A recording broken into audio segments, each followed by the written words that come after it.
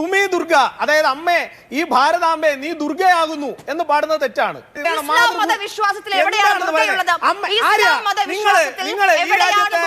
വന്ദേ മാതരം മുഴുവനായി പാടിയാൽ എന്താണ് പ്രശ്നം? ടി വിയിൽ ആങ്കർമാർ വോട്ടിനും അവരുടെ റീച്ചിനും വേണ്ടി ഇങ്ങനെ ഓരോ കുത്തിത്തിരിപ്പ് പറയും. ഇതിലൂടെ നമ്മുടെ വന്ദേ മാതരം പോലുള്ള ഇത് ദേശീയ ഭക്തി ഗാനങ്ങൾ പോലും വർഗീയവൽക്കരിക്കുകയല്ലേ ചെയ്യുന്നത്? വന്ദേ മാതരത്തിൽ ദുർഗയുണ്ട്, ദുർഗയെ വാഴ്ത്തി പാടരുത്, അങ്ങനെ ഇങ്ങനെയാന്നൊക്കെ പറയുന്നവരായിട്ടുള്ള ഒരേ ഒരു ചോദ്യം, അത് നമ്മുടെ സംസ്കാരത്തിൻ്റെ ഭാഗമായി വരുന്നതല്ലേ?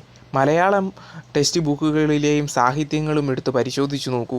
നമ്മൾ പഠിച്ച മലയാളം ടെക്സ്റ്റ് ബുക്കുകളിൽ തന്നെ എത്ര വട്ടം രാമനെക്കുറിച്ചുള്ള പാട്ടുണ്ട്. അതേസമയം കൃഷ്ണനെക്കുറിച്ചും പല പല കഥകളും എല്ലാമില്ലേ? അതൊന്നും പ്രശ്നമില്ല. ഇപ്പോഴെന്താണ് ഈ വന്ദേമാതരത്തിൽ ദുർഗയെക്കുറിച്ചും കുറച്ച് ഹിന്ദു സങ്കല്പങ്ങൾ വരുന്നെന്ന് പറഞ്ഞുകൊണ്ട് ഈ പാട്ട് പാടല്ല് എന്ന് പറയുന്നത്? ലോകത്ത്